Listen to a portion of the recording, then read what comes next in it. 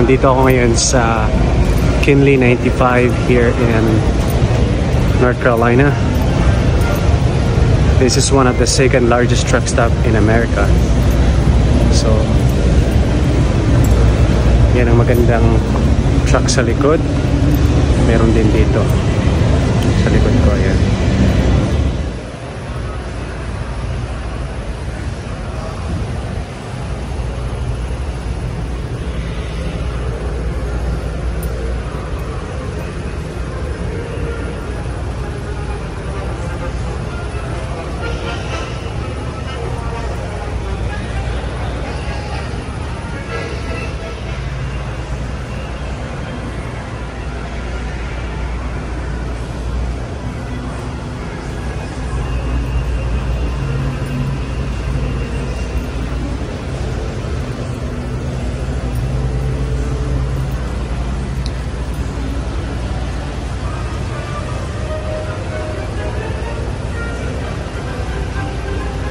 Grabe, ang ganda ng truck na to. I really like it. This is Kenworth. Yeah, I'm sure if we can, no, we can go in. So Kenworth. This is my second stop. No, this is my second time coming here at this location here, Kinley 95. Ang ganda guys. Bagong truck to. The last time I was here, I didn't see this truck. This is a new one, Kenworth. What a nice truck, huh? So, meron pang isa dito guys. Ayan sa likod ko. Pasukin natin. Tingnan natin.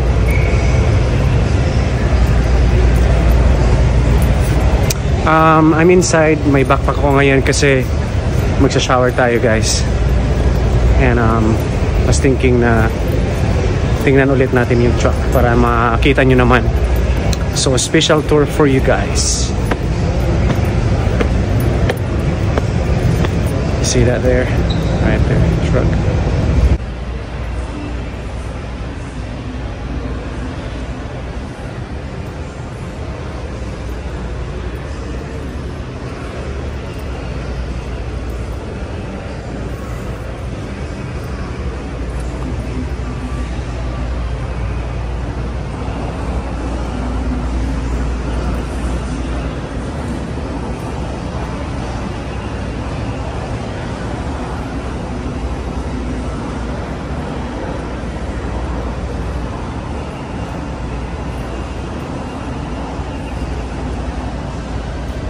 So, ayan guys, I hope na na-enjoy nyo yung tour natin.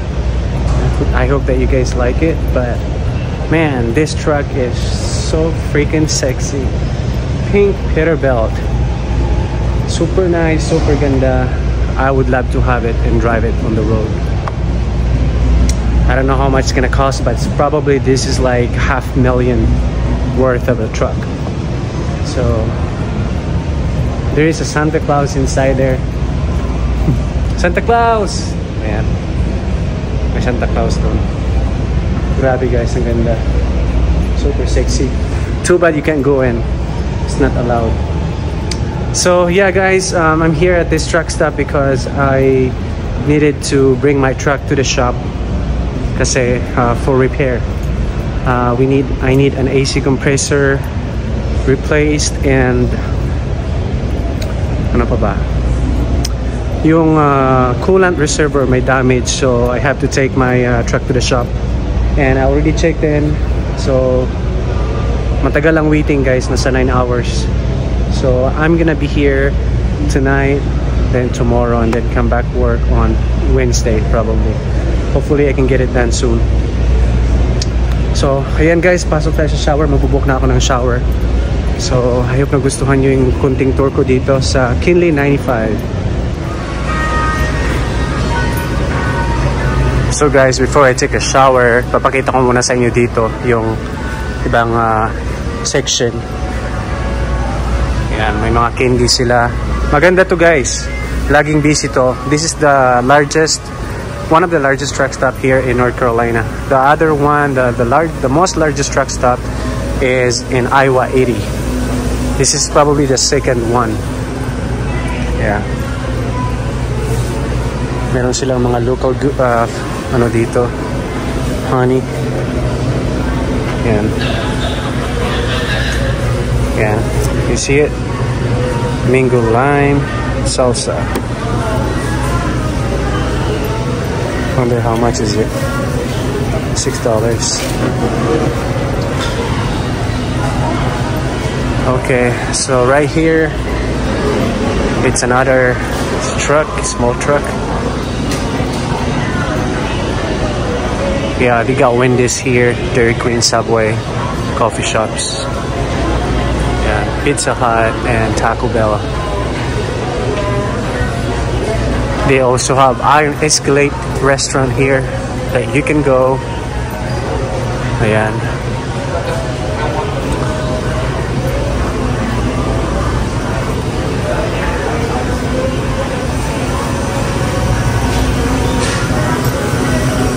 Coffee section here kung gusto mo magkape, drinks, cold drinks.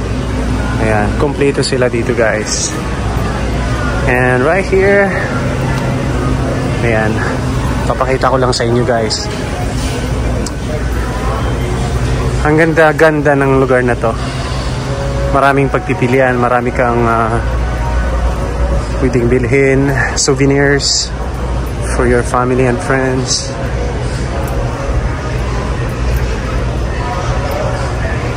Super huge.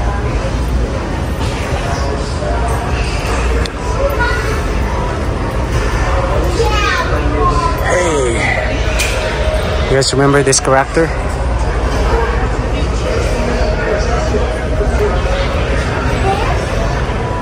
The Pirates of the Caribbean. Hey bro, what's up? And dito sa area na to, check natin.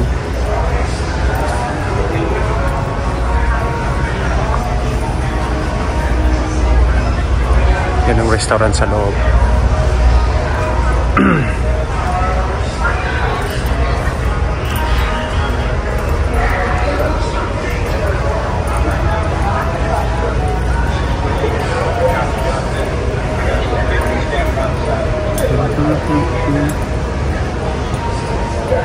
Restroom here.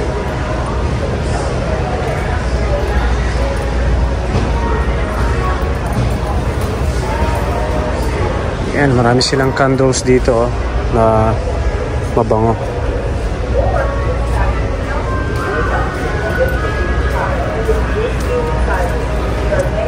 Kenley 95.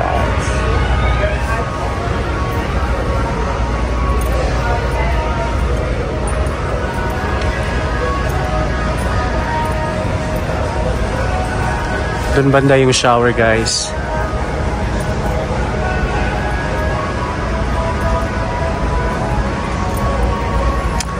Ito naman mga auto parts for trucks. Yan.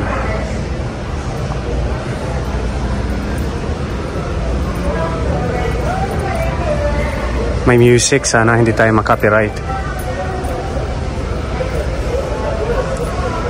Yeah, special tour for you guys. Okay. Another restroom here. They also have a barber shop here if you wanna get your haircut.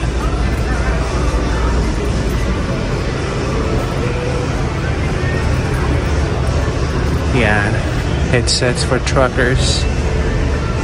Guitars. Grabe, daming pagpipilian guys. So it's pretty cute. Awesome. 269 for kids. Look at that. It's really nice, huh?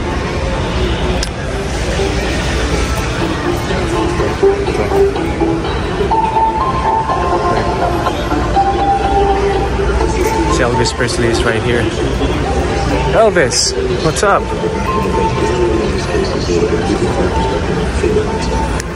There's Elvis. Dude, look at this microwave. It's $180. Mahal.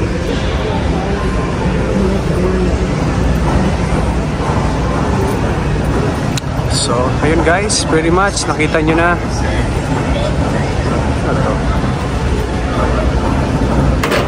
Parang gusto ko itong bilhin.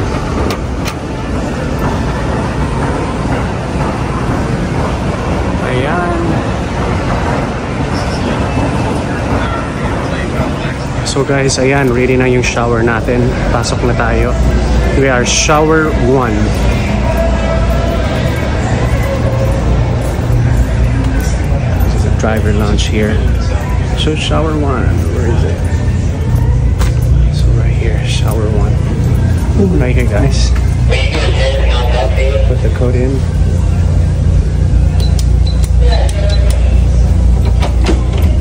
Oops. Okay, I gotta put the start. Alright, we are in the shower now. So, just gonna show you guys how it looks like here inside the shower. This is a nice shower, guys. Comes with the towels, of course. We are so spoiled here, guys, in America. I wish ganit din mga truckers sa Pilipinas, no? I wish lang. So, yeah, it's pretty huge. Super laki. Yeah, nakapag-shower tayo maganda. So, dito naman, ayan, makikita nyo. May salamin. Ayan. See you guys after I take a shower.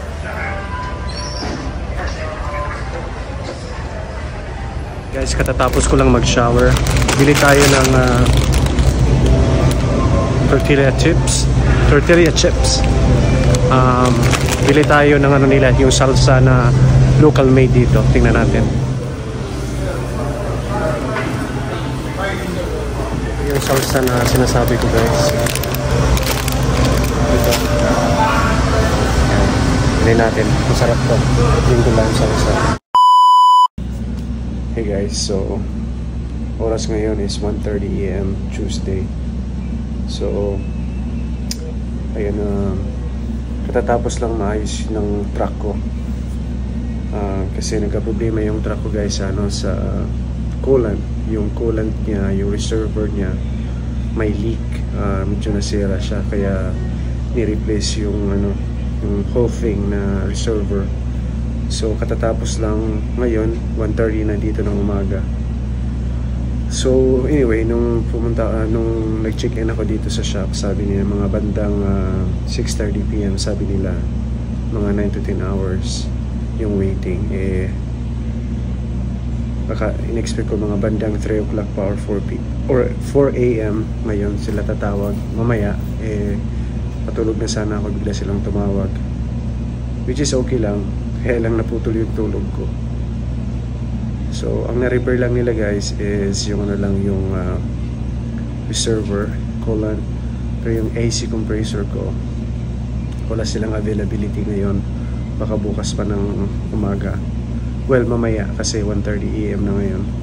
So hopefully may ayos natin yan mamaya para tuloy-tuloy na yung biyahe natin. Kasi you know, mahirap trabaho na may problema ka sa truck. Matatambay ka talaga. Kanina, hindi ko na-mention sa inyo na habang nag-drive ako papuntang delivery, na automatically yung truck ko biglang nag-shut off while I'm driving. Good thing hindi talaga ako sa freeway, sa highway lang. And dahil nga yung coolant, naubusan ako ng coolant. Yung coolant ko, guys, sa truck, nag-drain lahat, naubos. Kaya ayun, pag ganun mangyari, automatically yung truck mo magsha-shut off. Yung engine magpa-pop up ng stop, or yung engine light, lahat ng engine light magpa-pop up. Yun ang nangyari kanina, kaya kailangan kong ipaayos dito. Magki-Christmas na, guys.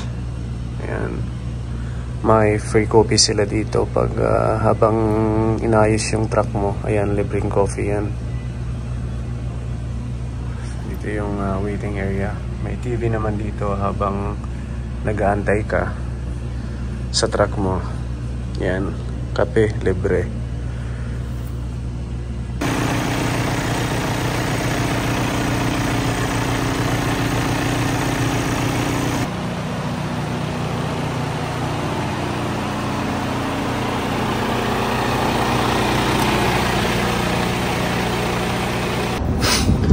So guys, ayan, finally natapos na yung truck repair natin. Ipapakita ko lang sa inyo kung anong ni-repair dito sa engine natin. So ito yung pinalitan. They replaced the whole thing, the coolant reservoir, kasi may leak siya yung reservoir. So alam mo kung magkano ito guys. Yung cost nito is nasa $800 plus the labor. So the reservoir itself is $600, tapos yung plus labor nasa $800. So nagbayad ako, just this one itself is $850 last night. Tapos yung naman, yung receipt. Ano bang sinasabi ko, nakalimutan ko na kasi guys, kulang ako sa tulog eh. Yung AC compressor, pinalitan ng bago. Ito guys, ayan, ito yung AC compressor. Bago na to ngayon. Kaya ngayon malamig na yung truck natin sa loob, kasi bago na siya. So ayan, oras ngayon is nasa alas 12 na guys ng tanghali. Kagabi tinawagan nila ako bandang 10:30 PM, patulog na sana ako. Ayun, and nag-start sila mag, yeah. So kagabi, nung nag-check-in ako kagabi ng around 6:30 PM, they said na yung waiting daw is 9 to 10 hours. So I was expecting na tatawag sila sa akin mga bandang 4 o'clock in the morning, pero tumawag sila kagabi 10:30 PM. Ayun, ini-start agad nila yung pag-repair. Kaso natapos ako naman mga bandang 3:30 in the morning na. Ngayon, pagkatapos ng repair, kasi hindi nila pwedeng isabay yung dalawa na pag-repair. Ano ba Jake? Yung Tagalog mo, ayusin mo. Sorry guys, Bisaya jumanjud ko oy. Mao na magkalisod tag Tagalog. Pero yeah, so it's a separate type of repair, kasi kailangan din nilang magantay sa isang mechanic, kasi yung mechanic kagabi nag-ayos ng coolant ko, yun lang alam niya. Yung isang mechanic, yun ang inaantay nila kaninang umaga. So ngayon lang ako natapos. So ayan, malamig na dito guys. Lakas pa ng hangin. So ayun guys, maraming salamat sa panonood, and kita-kits next time.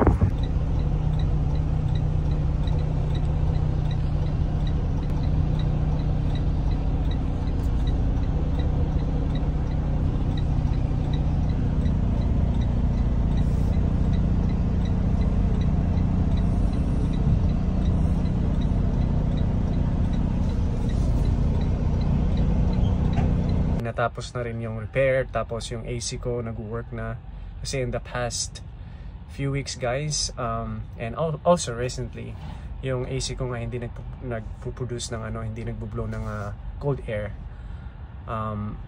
Every time na nagbo-blow siya ng warm air, I have to open the hood, open the engine, and yung water, yung AC compressor,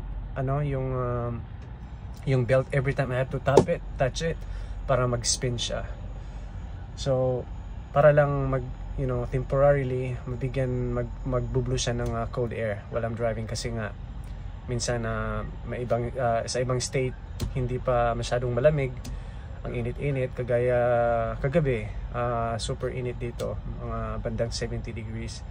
So dahil wala akong AC, very uncomfortable para matulog, So ngayon, I'm so happy, finally naayos na rin, and makakatulog na tayo ng mahimbing. Yeah, yun ang minsan problema sa mga lumang truck. Well, ako kasi hindi ito super bago na truck, pero it really runs good. It's just that sometimes talagang magkakaroon ka ng mechanical issue sa truck mo, kasi yun nga, shit happens kumbaga. Pero yeah, malaking repair cost today. Parang total of almost $2,000 for just that repair, the AC compressor, and then the coolant reservoir.